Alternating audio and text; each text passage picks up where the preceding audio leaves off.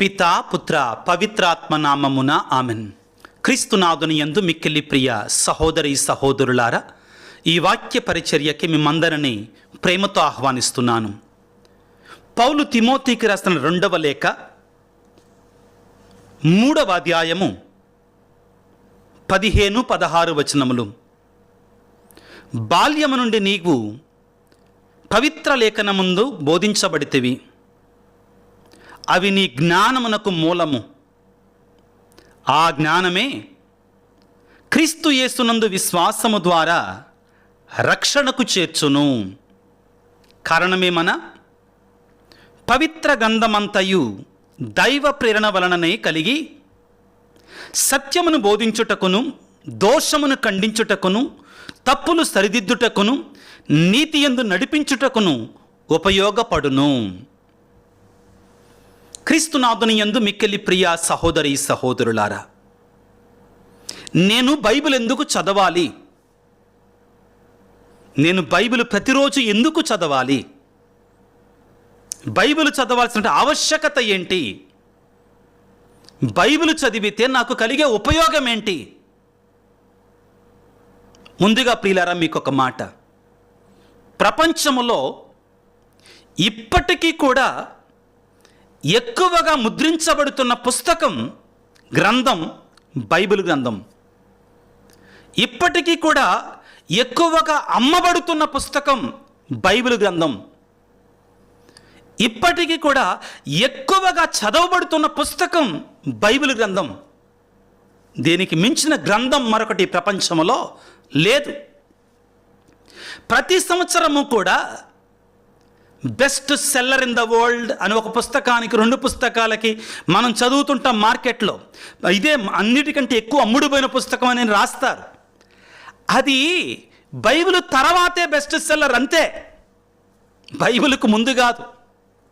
కారణం ప్రియులారా, అది దేవుని యొక్క వాక్కు, దేవుని నోట నుండి వచ్చిన వాక్కు. స్వయంగా వాక్కే దేవుడు, దేవుడే వాక్కు అని మనం గుర్తుపెట్టుకుందాం. బైబిల్ నేను ఎందుకు చదవాలి ప్రతిదినము కూడా? రక్షణ, డౌట్ లేదు అందులో. ఇది ఇక్కడ మనం చదువుకుంటాం కదా. పౌలు గారు తిమోతిని తన కుమారుడితో పోల్చుకుంటాడండి. అంత ఇష్టమైనటువంటి వాడు. బాల్యము నుండి నీవు పవిత్ర లేఖనమునందు బోధించబడితివి. లేఖనము అంటే బైబిల్ గ్రంథం. అవి నీ జ్ఞానమునకు మూలము. బైబిల్ గ్రంథం అంటండి మన జ్ఞానానికి మూలం అంటండి. ఆ జ్ఞానమే క్రీస్తు యేసునందలి విశ్వాసము ద్వారా రక్షణను చేకూర్చును. దేవుని యొక్క వాక్కు మనని రక్షణకు నడిపిస్తుంది. ఎందుకు చదవాలి నేను? రక్షణ పొందటానికి. ఆ తర్వాత ముఖ్యమైన మాట, యవన ప్రాయములు అంటే యువతి యువకులారా, ప్రతిరోజు కొన్ని బైబిల్ గ్రంథ వాక్యాలను చదవండి. మీ జీవితంలో మార్పు చూస్తారు, అద్భుతమైన మార్పును చూస్తారు. కారణమేమనగా పవిత్ర గ్రంథమంతయు దైవ ప్రేమలను కలిగిన సత్యమును బోధిస్తుంది నీకు. 2వది, దోషమును ఖండిస్తుంది. అది నీకు తప్పులను సరిదిద్దుతుంది. నీలో ఉన్న తప్పులను అనేది ఏం చేస్తుంది? సరిదిద్దుతుంది. నీతిలో నడిపిస్తుంది. ప్రియులారా, ఏం చేస్తుంది?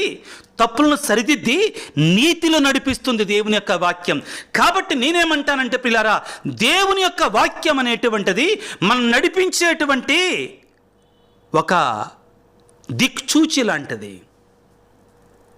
మార్గచూపరి దేవుని యొక్క వాక్కు మనకి. ముఖ్యంగా యవ్వన ప్రాయంలో ఉన్నటువంటి వారికి చాలా క్లిష్ట పరిస్థితులలో, సంక్లిష్టమైన విషయాలలో నేను ఏ నిర్ణయం తీసుకోవాలి, ఏ నిర్ణయం తీసుకుంటే నాకు మంచిది, వివాహ విషయంలో, ఉద్యోగం విషయంలో, చదువుల విషయంలో నేను ఏ నిర్ణయం తీసుకోవాలి? బైబిల్ చదువు, బైబిల్ నేర్పిస్తుంది. దేవుని యొక్క వాక్కు మనకి మార్గచూపరి. మార్గచూపరి లేకపోతే మనం పడిపోతాం. నేనుంటున్నటువంటిది పాస్టరల్ సెంటర్ డైరెక్టర్గా పనిచేస్తున్న విజయవాడ మేత్రాసనానికి. విజయవాడ మేత్రాసన పాస్టరల్ సెంటర్లో డైరెక్టర్గా పనిచేస్తున్నాను. ఈ పాస్టరల్ సెంటర్కి కుడివైపు వెళితే ఒక రైలు గేట్ వస్తుంది, ఎడమవైపు వెళితే ఇంకో రైలు గేట్ వస్తుందండి. ఇటువైపు వెళితే నున్న, ఇటువైపు వెళితే గుణదల. ఎటు వెళ్ళాలన్నా కానీ నేను రైలు గేట్ దాటాలి. కొన్నిసార్లు విసుగు వస్తుంటుంది, ఎందుకంటే రైలు గేట్ పడుద్ది, సమయం సరిపోదు, వెళ్ళాలనుకున్న సమయానికి వెళ్ళలేము. కానీ ఈ మధ్యలో జరిగిన ఒక సంఘటన కొన్ని దినాల క్రితం జరిగిన ఒక సంఘటన మీ ముందుంచాలనుకున్నాను, అందుకే ఈ విషయాన్ని చెప్తున్నాను. ఇక్కడి నుంచి 1 కిలోమీటర్ దూరం వెళితే నున్న వెళ్ళే కల్లి ఎడం ప్రక్కన, నున్న వెళ్ళే కల్లి నుండి రైల్వే గేట్ దగ్గరికి వెళతాం. ఒక రోజున నేను అలా గేటు ముందు ఎవరితోటి మాట్లాడుకుంటూ నిలబడి ఉన్నాను. చాలా వెహికల్స్ అలా వెళ్ళాయి. వెళ్ళిన తర్వాత మరొక 2 నిమిషాలకు అన్నీ తిరిగి వస్తున్నాయి. ఏంటో తిరిగి వస్తున్నాయి అని అనేసరికి ఒక అతను అంతలోకి వస్తున్నాడు. ఏంటి తిరిగి వస్తున్నారు అన్నాను, ఎందుకంటే నాకు కూడా తెలియాలి కదా. అతను వెంటనే కోప్పడ్డాడు. ఏంటి అన్నాను. అది కాదు ఫాదర్ గారండి, వీళ్ళు ఆ గేట్ దగ్గర రిపేర్ చేస్తుంటే ఇక్కడ ఏదైనా బోర్డు పెట్టాలి కదండి, రోడ్డు రిపేర్లో ఉంది, లేకపోతే గేట్ రిపేర్లో ఉంది, ఇటు రావద్దు, దారి మళ్లించబడిందని, దారి మళ్లించాలి కదా, మాకు మార్గాన్ని చూపించాలి కదా, డైవర్షన్ చూపించాలి కదా. అక్కడికి వెళ్ళాం, అక్కడ 10 నిమిషాలు ఉన్నాం, అక్కడ లేదండి గేట్ ఇప్పుడు 2-3 రోజులు క్లోజ్ అని అప్పుడు చెప్పారండి. ముందు వాళ్ళు ఇక్కడ ఏదన్నా సైన్ బోర్డు పెట్టాలి కదా, పెట్టకపోతే ఎలాగా, సమయం వేస్ట్ అవుతుంది కదా, పెట్రోల్ వేస్ట్ కదా. అతను చెప్తున్నాడండి,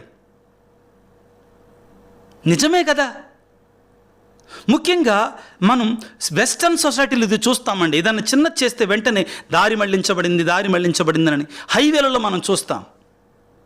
అతను ఆ రోజు నాతోటి చెప్తున్నాడు, వేరే మార్గాన్ని చూపించాలి కదా, క్లోజ్ అయిందని అక్కడ బోర్డు పెట్టాలి కదా, అక్కడ ఆగిపోయి వేరే రూట్ చూసుకునేవాళ్ళు వాళ్ళం కదా అని చెప్పటం జరిగింది.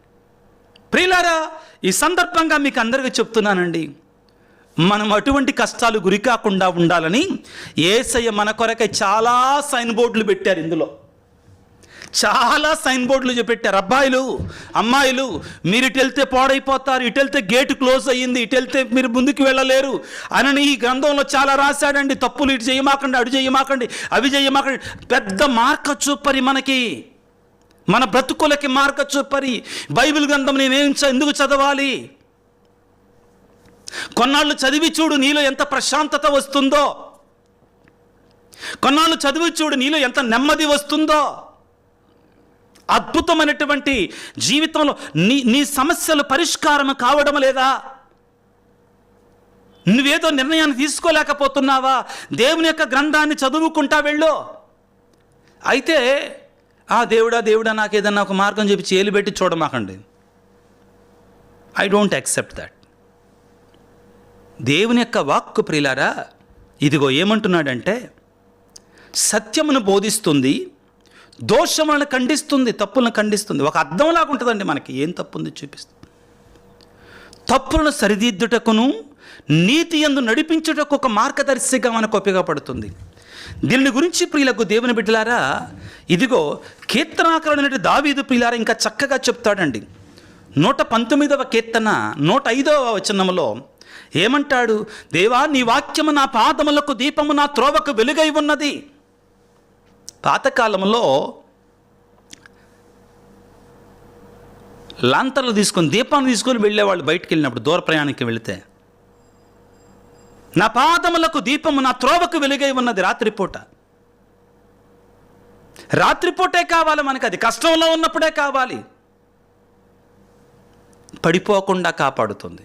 దేవుని యొక్క వాక్కు కూడా అంతే. ఇదిగో యెషయా గ్రంథం 30వ అధ్యాయము 21వ వచనంలో చాలా చక్కగా దేవుని యొక్క స్వరం ఏ విధంగా, దేవుని యొక్క వాక్కు ఏ విధంగా మనం పడిపోకుండా, దారి తప్పకుండా కాపాడుతుంది దేవుని యొక్క వాక్కు మనకు నేర్పిస్తుంది ప్రియులారా. యెషయా గ్రంథం 30వ అధ్యాయం 21వ వచనం, మీరు త్రోవ త్రప్పి కుడివైపునకు కానీ ఎడమవైపునకు కానీ జరిగినప్పుడు త్రోవ ఇది, మీరీ మార్గమును నడువుడు అని దేవుని స్వరము వెనక ఉండి మేము హెచ్చరించును. ఎవరిది స్వరం? ఈ బైబిల్ గ్రంథం ఎవరిది? దేవునిది ప్రియులారా, దేవుని యొక్క వాక్కు. ఆ వాక్యాన్ని నేను ఎందుకు చదవాలంటే, ఎందుకు చదవాలి? నా జీవితం అనేటువంటిది దారి తప్పకుండా ఉండడానికి. మోషే తాను మరణించవలసినటువంటి ఆ యొక్క గడియ దగ్గరికి వచ్చాడు. ఆయన మరణించవలసినటువంటి ఆ యొక్క నెబో పర్వతం దగ్గరికి వచ్చాడు. వచ్చిన తర్వాత ప్రజలందరినీ కూడా, ఇశ్రాయేలు ప్రజలందరినీ కూడా పిలుచుకొని వాళ్ళకి మరలా దేవుని యొక్క వాక్యాన్ని ద్వితీయ ఉపదేశం చేశాడు. రెండవసారి ఉపదేశం చేశాడు. వాళ్ళందరూ, అయ్యా నేను చచ్చిపోబోతున్నా, మళ్ళీ మీకు ఒకసారి జ్ఞాపకం చేస్తున్నా, మీరు మర్చిపోయారేమో దేవుడు మీకు చేసిన కార్యాలు, ఎడారులు మిమ్మల్ని ఎలాగ నడిపించాడు, మళ్ళీ ద్వితీయోపదేశం చేసి ముగింపుగా ఏమంటాడంటే ప్రియులారా, వినండి జాగ్రత్తగా, ద్వితీయోపదేశకాండం 30వ అధ్యాయము 11వ వచనం ముగింపుగా ఏమంటాడంటే, నేడు మీకు నేను బోధించినట్టు ఈ శాసనము కష్టమైనది కాదు, అందుబాటులో లేనిది కూడా కాదు.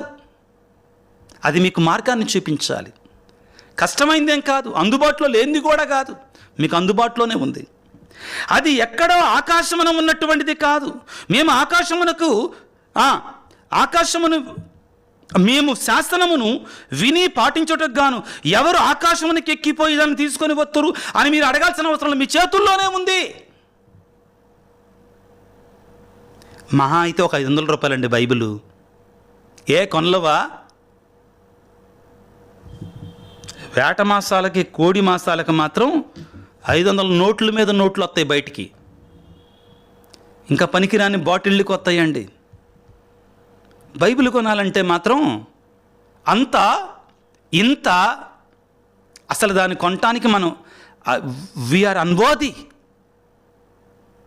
అది వెలకట్టలేనటువంటిది.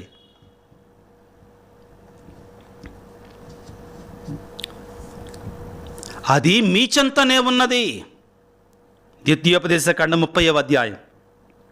అది మీ చెంతనే ఉన్నది, మీ నోటనే, మీ హృదయంలోనే ఉన్నది. ఇక్కడే ఉంది దేవుని యొక్క వాక్కు. ఏమంటాడంటే, మేలును కీడును, జీవమును మరణమును నేడు మీ ముందుంచుతున్నాను, ఇందులోనే ఉన్నాయి బిడ్డలారా. నీ ఇష్టం, నువ్వేం స్వీకరించాలనుకుంటున్నావు. దేవుని యొక్క వాక్కు అది నీకు బోధిస్తుంది. ఇదిగో 143వ కీర్తన 8వ వచనములో కీర్తనాకారుడు ఈ విధంగా సెలవిస్తున్నాడు పిల్లారా. 143వ కీర్తన 8వ వచనం ఈ విధంగా సెలవిస్తూ ఉంది.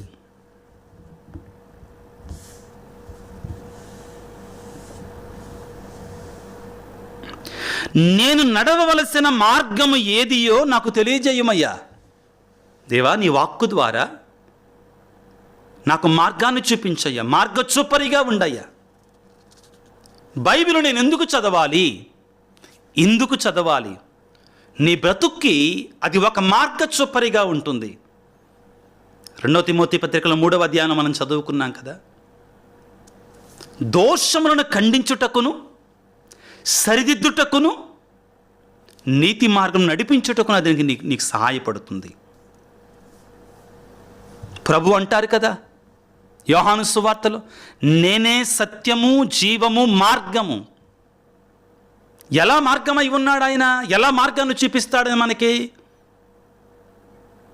ఆదిలో వాక్కు ఉండను, ఆ వాక్కు దేవుని వద్ద ఉండను, ఆ వాక్కే దేవుడై ఉన్నాడు. ఈ వాక్కు దేవుడు కాబట్టి ఆ వాక్కు మనకి మార్గాన్ని చూపిస్తాడు. నేనే సత్యం, జీవం, మార్గం అన్నాడు. కీర్తన 25:4-5 వచనాలు మనం తప్పనిసరిగా ఈ సందర్భంగా చదువుకోవాలి ప్రియులారా. కీర్తన 25:4-5 వచనాలు చదువుకుంటున్నాను. ప్రభువా, నీ మార్గములను నాకు తెలియజేయము, నీ త్రోవలను నాకు ఎరిగింపుము. బైబిల్ గ్రంథంలో మనకు నేర్పిస్తాడు. నేను నీ సత్యమును అనుసరించి జీవించినట్లు నాకు బోధించుమయ్యా. ఈ ప్రార్థన మనం చెయ్యాలి ఎప్పుడూ కూడా. దేవా, నీ వాక్కు ద్వారా నీ మార్గమును నాకు బోధించుము, నీ త్రోవలను నాకు ఎరిగించుము, నీ సత్యమును అనుసరించినట్లు నాకు సహాయము చేయము, బోధించుము. ప్రియులారా, ప్రతిరోజు దేవుని యొక్క వాక్యాన్ని కొన్ని అధ్యాయాలు, కొన్ని పేరాలు, కొన్ని వచనాలు చదువుకుందాం. అది గొప్ప దీవెన మనకి. నేను దేవుని యొక్క వాక్యాన్ని ఎందుకు చదవాలి? రక్షణ కొరకై. మొదటిగా వినుట వలన విశ్వాసము కలుగును, విశ్వాసము ద్వారా రక్షణ వస్తుంది. ప్రభువుని వేడుకున్న యేసయ్య, నేను నా జీవితంలో ఒకవేళ అలవాటు లేకపోతే యేసయ్య నాకు అనే అలవాటు నేర్పించయ్యా. మనలో కొంతమంది పిల్లారా స్టార్ట్ చేస్తాం, కొన్నాళ్ళు పాటిస్తాం, మళ్ళా చేతులు ఎత్తేస్తాం. జాగ్రత్త పడదాం పిల్లారా. అందరికి కూడా ఒక పర్సనల్ బైబిల్ ఉండాలండి. ఇంట్లో 10 మంది ఉంటే 10 మందికి కలిపి ఒక బైబిల్నో, నీ బైబిల్ నీకు ఉండాలి, నువ్వు అండర్లైన్ నువ్వు చేసుకోవాలి, నువ్వు నీ పరిశోధన నువ్వు చేసుకోవాలి, నీ ప్రార్థన నువ్వు చేసుకోవాలి. Every one of us should have our own personal Bible. We should make it.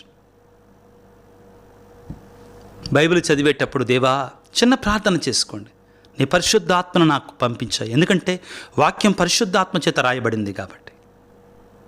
నన్ను ప్రేరేపించు దేవా. ఇదిగో కీర్తనకారుడు అంటున్నాడు, ఇదిగో నీ మార్గమును నాకు నేర్పము, నీ త్రోవలు నాకు బోధింపుము, ఎరిగింపుము. దేవుని యొక్క వాక్కు మనకు మార్గాన్ని చూపిస్తుంది. తలలో వంచి ప్రార్థన చేసుకుందాం బిడ్డలారా.